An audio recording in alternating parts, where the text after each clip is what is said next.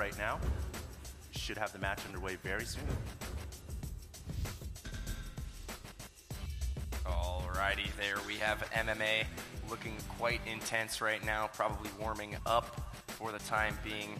And, you know, this matchup right here, going to be quintessential TVT. Both these players have very straight-up TVT styles, although MMA is a player who has shown the ability to throw some wrenches in the machinery of his opponents in TVT. He's not afraid to proxy Raxes. He's not afraid to proxy factories.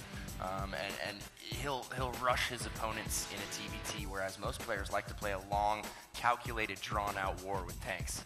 All right, well, it looks like the map has loaded up. The players are ready to go. And their SCVs are on the way, but before we start the matchup, I just wanted to say, GhostKing, also known for his really good control, he tends to be aggressive too, so keep your eye out for that as well, Pain User. This should be a pretty interesting matchup. And you know, it looks like there might be a little bit of an issue here. The players have paused the game, so we're gonna be here talking to you guys for a little bit before the match gets started. Okay, well.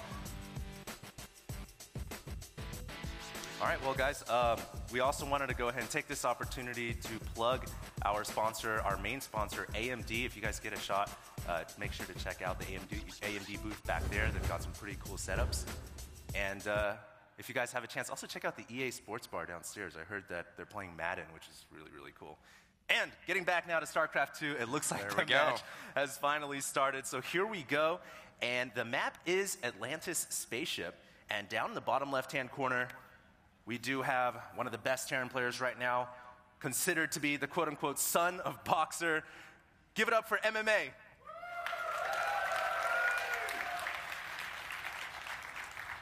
And his opponent, the Red Terran, up at the 12 o'clock position. He is formerly known as Byun. He made it his way all the way through the open bracket. Let's hear it for GhostKing Prime. Now, that's no small feat right there. All of these players that are making it out of the open bracket have had their work cut out for them, and they've managed to weed their way through a plethora of Code S players, and you know, now he's made it into the pool play. So MMA, certainly a player that, if he can beat MMA, he can continue that streak and probably continue on to the championship bracket. MMA is a major hurdle for him in this group. Not to mention, too, he's got this kind of road warrior theme going for him. He's extremely talented when it comes to competing in international tournaments, as we all probably know. Now, it looks like both players are opting to go for the barracks first, and both of them saving up quite a bit of resources here, so it looks like it's going to be one barracks fast expansion here. Yeah, it looks like we will see a command center for both of these players, Gassel's command center. Generally, you will see a 2-gas follow-up to that. Sometimes you will see a barracks follow-up to that. We'll just have to see what these players decide to do. Looks like there's a little bit of harassment going down at the front door here. Ooh, Byun almost taking out MMA's SCV right there. MMA doing a great job keeping it alive. Oh, wow. Good micro right there, keeping that SCV alive at the very last second, and he's going to be able to go ahead and bring that back inside the main. Talk to me a little bit, Pain User, because we all know you're a former Terran pro. How do you feel this map, Atlantis Spaceship, is going to contour the builds of these two players as this game begins to open up? Well, I mean, it's just a gigantic map, so expect a serious macro game out of both of these players. Ooh, and it looks like MMA actually opting for the command center on the high ground, whereas his opponent Byun is going to go ahead and drop that command center on the low ground. Not a really big difference here. MMA just playing a little bit safer, potentially to counteract maybe a proxy Rax or something like that, any kind of early aggression. He won't have to worry about losing that SCV and losing the command center. Yeah, but those guys who are wondering, that command center on the high ground is safer, takes less time, obviously. The command center on the low ground giving him the ability to get SCVs out there right away in the orbital, but of course it is risky to some type of an attack. But we'll see what both these players decide to do here. SCV once again trying to make its way up into MMA's base, but it is fully walled off here, and that is going to prevent the scout from getting inside. It certainly will. And is he going to be able to deny that scout? The SCV is in the deep red here. There is a divergence in builds between these two players already, though. MMA went for the immediate 2-gas follow-up. He's also getting a factory much earlier here, whereas Bjorn opted to go with a single gas, and he's added 2 additional Raxes here. So Bjorn certainly focusing on bio early on here, whereas MMA is looking to get that tank count up quite early, getting a reactor on that barracks, so we're most likely going to see a Marine tank composition out of here. It looks like neither player is going to go mech. You know, and I was casting on the open qualifier stage yesterday, and I was watching a game between Select and a person that I hadn't really known before. I think his name was Nasdi. And both of them opted to go for the one barracks fast expansion without the gas. They went for a mass Marine style. I know you really like this Marine style in TVT as well. Talk to me a little bit about how effective that is to not incorporate tanks, because we can see right now that MMA went right into the starport. Talk to me a little bit about how not incorporating tanks and using the mobility of Marines can be an effective way to play TVT. Well, it's an effective way depending on how you execute it, right? I mean, I guess that can be said about any style of play, but on a map that's this large, a pure bio build and a pure bio strategy can work to your advantage. If you expand aggressively, you keep your opponent pinned in his base, you hit him where he is not, you hit him where the tanks are not, you try and drop in the main, you try and drop at the third. Tanks are obviously very immobile. That's where the onus is on MMA to position his tanks properly and make sure that his units are in the proper position to deal with a mass bio approach. All right, well, we do have MMA going into that Banshee. As I mentioned, he did go right into that starport. Missile turret's already on the way for GhostKing, so he looks to be pretty prepared to deal with any type of Banshee harass. We did have another command center coming up after this Banshee, after the Banshee opening as well. So even in the event this Banshee doesn't do that much damage, don't think MMA is going to find himself too far behind, because he will have 3 command centers. Yeah, he certainly will. Bjorn now teching up. He's got his factory. Surely a starport will follow up here. Banshee number 1 is on the way out, departing from MMA's base right now. Going to go ahead and head across the map. Oh, a Raven on the way as well to follow up that Banshee. Indeed. Seems he's worried about some cloaked Banshees from his opponent, although he does not know that there is no starport right now, and there is no tech lab on that starport. There goes the starport for Bjorn, and he's getting a reactor on his factory, interestingly enough. So he's going to swap that out and start producing medevacs 2 at a time here. And so it looks like he's going to go for some very early drops. Yeah, and he's not going to really incorporate tanks in his build. We were talking about this before. He's going to go for more of the Marine-style mobility, and this map is great for medevac drops. That's where the Marine style without tanks really shines. That Banshee is coming in here, takes a couple of shots on the hole. Marine's trying to push it away, and it looks like MMA is not going to be able to get that much damage done here. And he might have to worry about a potential move out here of Marines from GhostKing. Now, Bjorn is taking position on the map right now. He just finished Combat Shield. He has Stim and +1 on the way.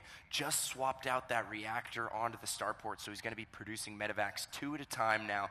And as soon as those medevacs come out, he's going to have an opportunity to do some damage here. We have 2 Marines going head-to-head right now, and it looks like Bjorn's Marine will get the better of that exchange, but there's another Marine for MMA right behind that cleans that up. Yeah, it's good to control the map right here. Also note that this map does feature quite a few bases, but the most important thing is, as you guys can see on the mini right now, where GhostKing's army is, that is a triple gas base. And where, at that point, behind one of the gases, you do have a rich Vespine geyser as well. So essentially it counts as 4 gases, and it's an extremely potent way to go ahead and mount up that gas and start to get your tech out should these players decide to expand to that location. Yeah, absolutely, and the Raven actually making quite a bit more sense now. It's a really nice opening unit if you're going to transition into mech, and that's just what MMA has done. He built that initial Rax, which I thought he was going to use to continually produce Marines with the reactor, but he swapped that out, and since then has gone up to 3 factories, and he's continuing to add siege tanks now and Hellions as well at the same time, starting to build up that powerful mech force.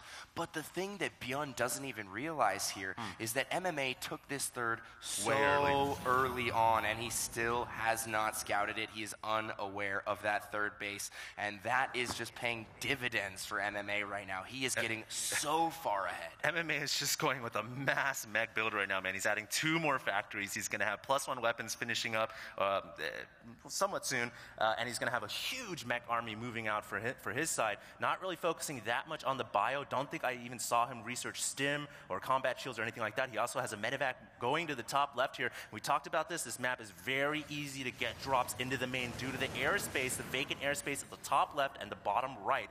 Now, we're just going to have to see how the bio strategy from GhostKing combats this mech strategy from MMA. Talk to me a little bit about that. Well, first off, I just want to point out the timing on MMA's sensor tower right there. Sensor tower going up just in the nick of time. We do have a see drop. Those units coming in. Yeah, we do have a drop from MMA here on the top portion of the map. And look at that. Here we have Beyond trying to go for a Doom drop here over at the 3rd position, but the sensor tower in perfect position is giving MMA forewarning of this. His units are already in position, and it looks like his Vikings might be able to pick off a few of these medevacs here, which would be huge for him. MMA getting inside the main, he's going to be able to roast up quite a few SCVs. Those SCVs actually made their way out, and now the Marauders coming back in to ward away the threat.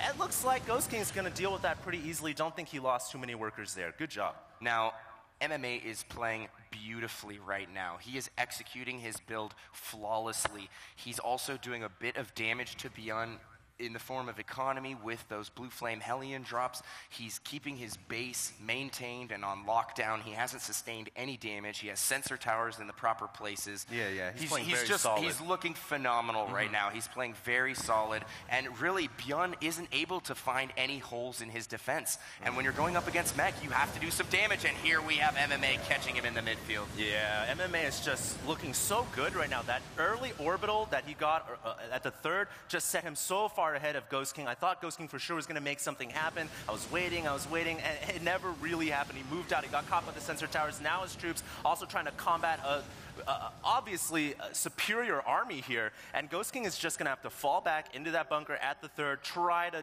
defend up, try to make something happen, but right now he is looking really, really bad. Yeah, this is looking very, very sketchy for Bjorn. He's lost, he has no semblance of air control whatsoever.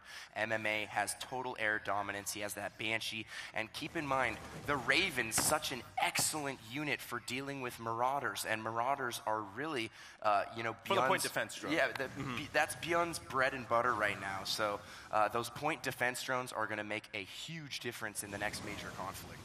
By the way, for those of you guys wondering, because we are using 2 different names, Beyond is GhostKing, formally afterwards changing his name to GhostKing recently, and it looks like we do have MMA moving out once again. Quite the large army. He's got plenty of Vikings in the air as well, so he can take control of the skies. He's really just got everything covered, and I don't see a dent in MMA's game plan here. He's also dropping once again into the main. We'll see if the second drop is going to do more damage than the first. Good reaction by GhostKing to get those SCVs out of the way, and really I don't think he's going to suffer too much damage, but he does need to clean those up, and while he mobilizes his troops to deal with that, he could leave a vulnerability at the front door. Leave a vulnerability at the front door is an understatement. He pulled all of his Hellions in at the same time. The tanks are sieging up at the front door. Oh my goodness. This is literally checkmate before it even happened. I mean, this is just brilliant play from MMA here. We do have a counterattack from GhostKing, though, but there's a planetary fortress at the 3rd. Beautiful placement by MMA. He's covering all corners. He knows his entire army was moving out across the map. Might be vulnerable to a counterattack. Why not place a planetary fortress, man? And he's looking so solid. Yeah, has an extra command center with a planetary fortress over there at the 3rd. And here we have GhostKing. I have a really bad habit of calling players by their old aliases.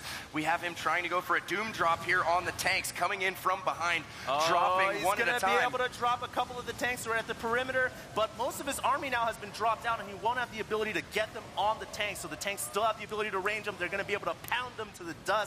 And it really looks like MMA is going to take the game. There's the GG. Oh my goodness. Wow. HD. Yes, pain user. MMA is looking so solid right now.